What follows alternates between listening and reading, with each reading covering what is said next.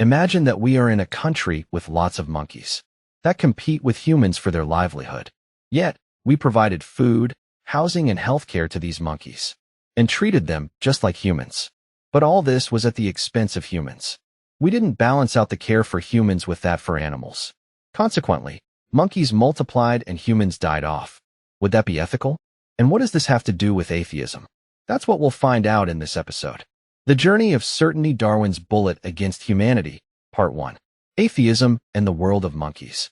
All praise be to Allah, and peace and blessings be upon His Prophet. In the last episode, we saw how morality indicates the existence of Allah, and how the deniers of Allah's existence lack any moral foundation. Today, we will see that this denial, this atheism, does not end there, but goes further to cause crime and aggression. When atheists denied Allah, most of them adopted Darwin's theory of evolution as an explanation for human existence. We will discuss this theory scientifically in due course, Allah willing. What concerns us here are the moral implications of Darwinian evolution.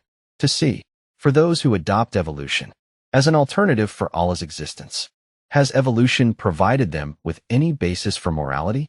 Or is it quite the opposite? Darwinian evolution assumes that organisms evolved from a primitive cell through random genetic mutations and natural selection. Natural selection means survival of the fittest, the most able to adapt to the environment. Survival of the fittest means the struggle with species lower on the evolutionary scale. Struggle is the law of nature according to Darwin. He stated this in his book, The Origin of Species. Then in his book, The Descent of Man, Darwin applied his theory to humans and theorized that man evolved from ape-like ancestors. When Darwin says evolutionary superior, he means white Europeans. As for other races, they are in an intermediate stage between apes, gorillas, and their ancestors, and humans. In other words, they are not fully evolved yet. Darwin based his theory on the assumption that lower races are closer than Europeans to apes in some traits, such as skin color, head circumference, flat nose, forehead prominence, and enlargement of the jaw or lips. Darwin then concluded that the superior human races will not continue to evolve, except through the struggle to exterminate the inferior human races. This is the basis of social Darwinism, which involves the application of Darwin's biological concepts to sociology. Accordingly, there is nothing wrong if the more evolved races hunt us on the streets, steal our property, and subjugate us for their benefit, just like we do with animals. Because humans, according to Darwin, are simply a more evolved form of animal. So, what humans do to animals can be done to us by those who are more evolved than us. Wait a minute. This isn't just speculation. It actually happened. How?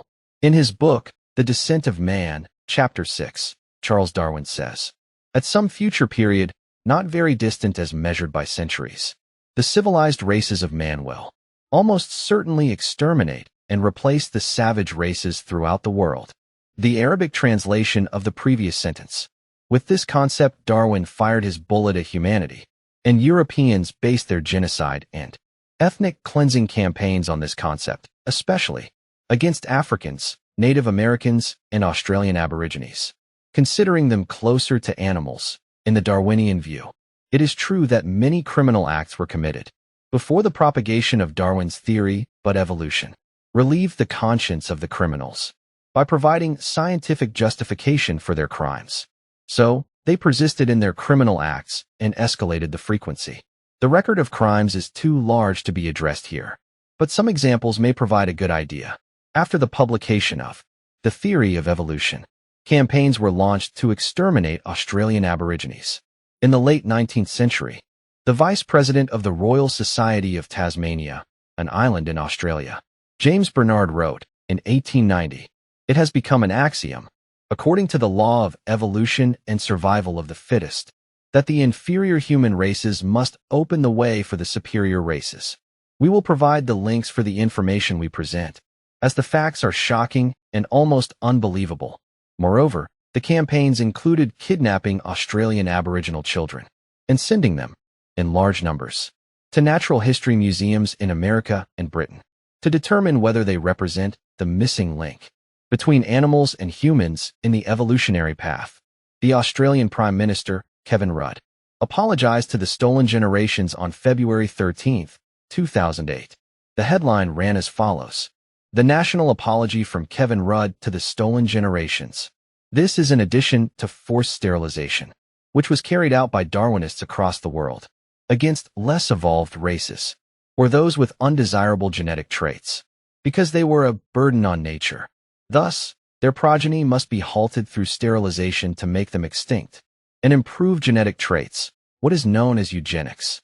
For your information, in February 2015, the U.S. House of Representatives approved a compensation of $25,000 for each living victim of forced sterilization. This came after a long struggle, which started with the U.S. Supreme Court decision in 1927 to allow state-enforced sterilization in Virginia. They apologize for stolen generations and compensate for sterilization. But the question remains, are they, by doing so, renouncing Darwinian evolution? Are they admitting, through this apology, that all humans are biologically equal? Never. They still adopt Darwinism and stubbornly cling to it. Moreover, motivated by Darwinism, white men convinced some African tribes that they were more evolved than others, due to differences in height, nose length, etc. This was one of the motives behind the genocidal wars between tribes who had previously coexisted in peace, such as the tragedy of Rwanda, between the Tutsis and Hutus. According to Darwinian ethics, it's okay for a nation to put less evolved humans in human zoos, just like animals. This is not just speculation. It actually happened. It was a phenomenon in America and many European countries. You can find the related images and information online. Search for human zoos. There is a shameful photo archive and many articles on this topic, such as The Forgotten History of Human Zoos. But bear in mind that they contain nude images, as some zoos prevented the humans on display from wearing clothes, leaving them completely naked, men and women. They were told to go out to the zoo visitors and turn around, to allow the higher classes to look them over like animals. This little girl in Brussels, Belgium, was treated by white people as a less evolved specimen. She was kept in a cage and fed like an animal. This is Oda Benga in 1906. His family and tribe were killed by merchants in Africa. They then sold him to the Darwinians, who viewed him as evidence for evolution. He was required to have his picture taken with chimpanzees at the Bronx Zoo in New York, and there are many others. This is a picture from France of a woman and her child in a human zoo. This is from a Negro village in France, where blacks were displayed alongside animals. The list of Darwinian tragedies is long. Darwinians were not spared from their own evil, also in the name of Darwinism, as some Darwinians saw themselves as more evolved than others. 40 years after the publication of The Descent of Man, the First World War broke out. What is the relevance of the First World War? Wasn't it caused, as we studied, by the assassination of the Austrian crown prince and his wife by a Serb? Apparently, this was only the spark, not enough to explain why Europe exploded and rushed, within days, to war. But there were other factors which provoked this war: religious, political, and other factors, including the spread of social Darwinism, which primed many Europeans who adopted it to rush into war and behave like wild animals, because struggle and bloodshed, to them, is the law of nature. Many writers have commented on this Darwinian role in the war, such as the British writer James Joule, in his book, The Origins of the First World War, and Richard Hofstadter, in his book, Social Darwinism in American Thought, which was written during the Second World War. Furthermore, the Darwinian ideology produced mass murderers such as Hitler, who founded Nazism on the concept of superiority for the Aryan race, as discussed in Darwinism and the Nazi Ethnic Holocaust, and Stalin, as in Yaroslavsky's Landmarks in the Life of Stalin.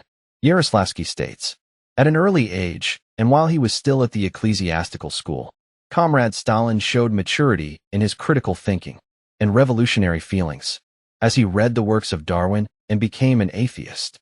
Furthermore, in 2015 CNN published an article titled, Wars, a Manifestation of Social Darwinism, which concluded the following.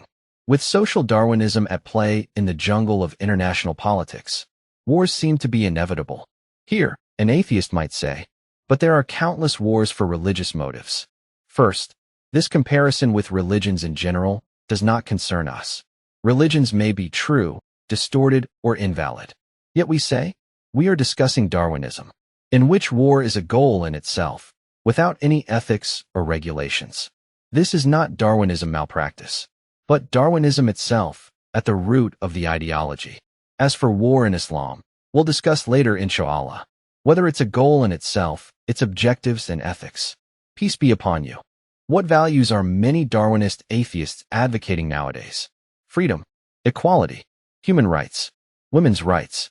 Let's see the status of women in the Darwinian scientific framework. Charles Darwin planted the seed for the evolutionary inferiority for women. In his book, The Descent of Man, in a section titled Difference in the Mental Powers of the Two Sexes, he described some female characteristics as characteristics of lower races. Then came the well-known French scientist, Gustave Le Bon, in a scientific publication, in the science journal Revue d'Anthropologie, Volume 2, Number 2, 1879. What I will say is shocking, so I'll provide the reference for you to see for yourself. This is a summary of the actual text, yet still very long, so I will tell you when it ends. Gustave Le Bon says, in the most intelligent races, e.g. Parisians, there is a considerable percentage of women whose brains come nearer in volume to the skulls of gorillas than to the skulls of the most developed males. This inferiority is so obvious that no one can contest it. For a moment, all psychologists who have studied the intelligence of women recognize today that they represent the most inferior forms of human evolution and are much nearer to savages and children than to the civilized adult male.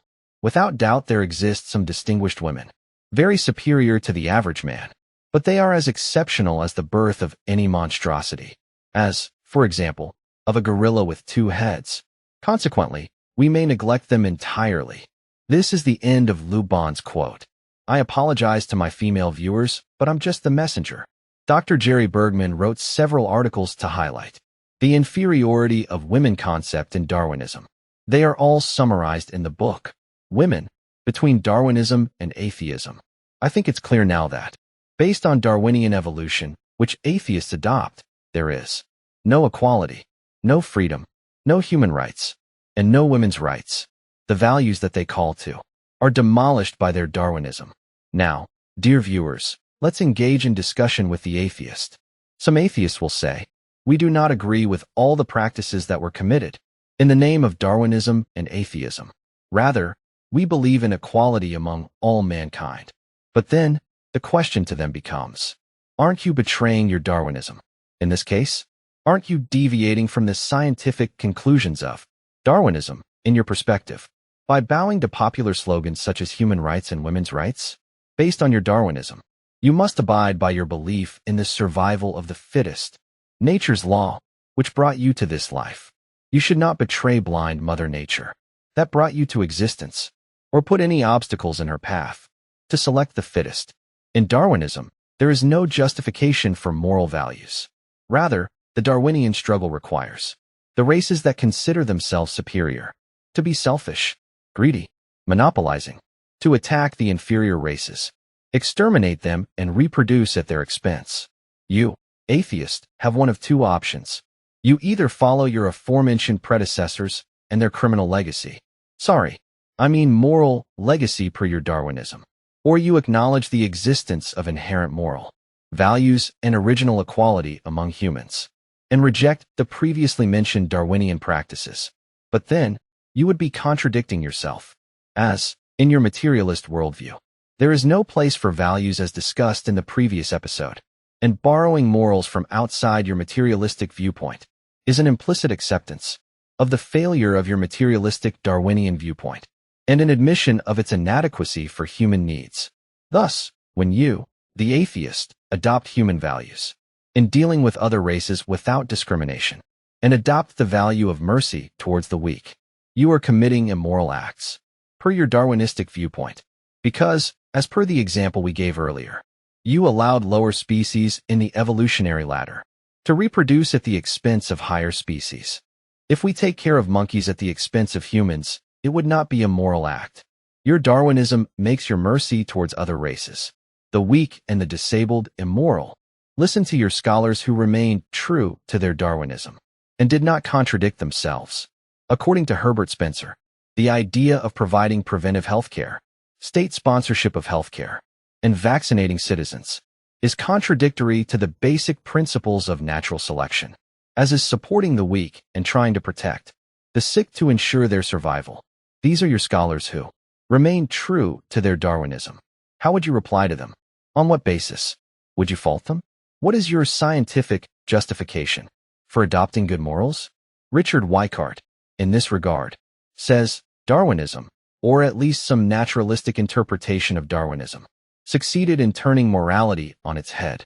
Neither Hitler nor his Nazi followers would have had the necessary scientific underpinnings to convince themselves and their collaborators that one of the world's greatest atrocities was really morally praiseworthy.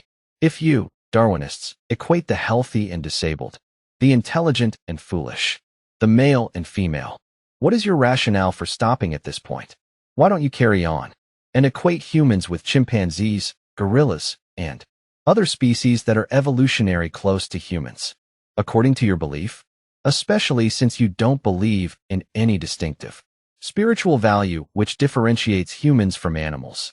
Francis Fukuyama, in The End of History, says, what can be summarized as, if we truly believe that the human is merely an organism in an animal hierarchy, subject to the laws of nature, with no transcendent values, then it is inevitable that all living organisms have equal rights. Consequently, we are not allowed to defend egalitarian rights. There is either a savage social segregation or an impossible egalitarianism. Some people might say there are atheists with good morals. We reply, it's not a question of whether an atheist can be moral or a believer can be immoral. Rather, the rational question is, does atheism lead to good morals? Obviously, the good morals that some atheists have isn't because of atheism, because the belief that we're here in this life, without purpose, without guardianship, and without rewards or penalties for our actions, good or bad.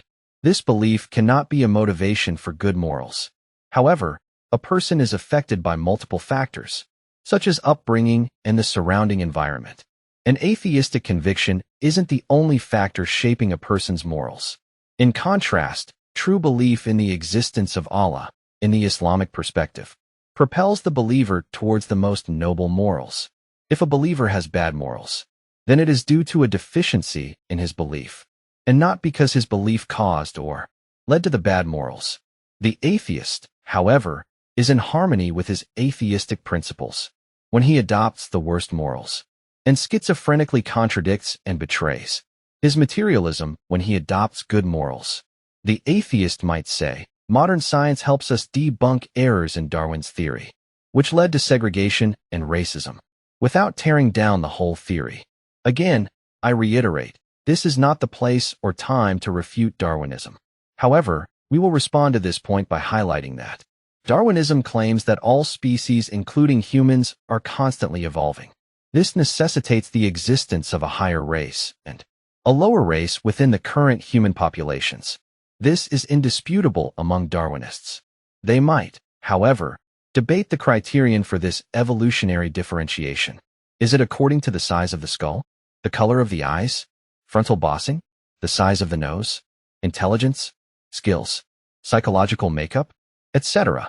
In principle, however, according to Darwinism, there must be lower and higher races among humans, leading inevitably to the hateful discrimination that we saw. You can now understand the blessing, in Islam, of stressing the original equality among human beings. Allah says what can be translated as, O mankind, indeed we have created you from male and female, and made you peoples and tribes that you may know one another. Indeed, the most noble of you in the sight of Allah is the most righteous of you. Indeed, Allah is knowing and acquainted. Quran 49:13. The most righteous of you.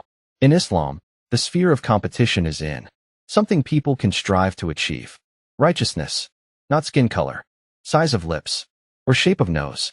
Then, you will realize the blessing of Islam, whose Prophet Muhammad, peace and blessings be upon him, said, no favor of an Arab over a foreigner, nor a foreigner over an Arab, nor white skin over black skin, nor black skin over white except by righteousness. Narrator, Ahmad. And women are counterparts of men. Narrator, Abu Dawud. Praise be to Allah, who guided us to know that we do not exist on this earth to fight for survival, but to worship Allah who decreed. Among of the most important means for his worship, kindness to people, mercy towards the weak, and altruistic acts. Peace be upon you all.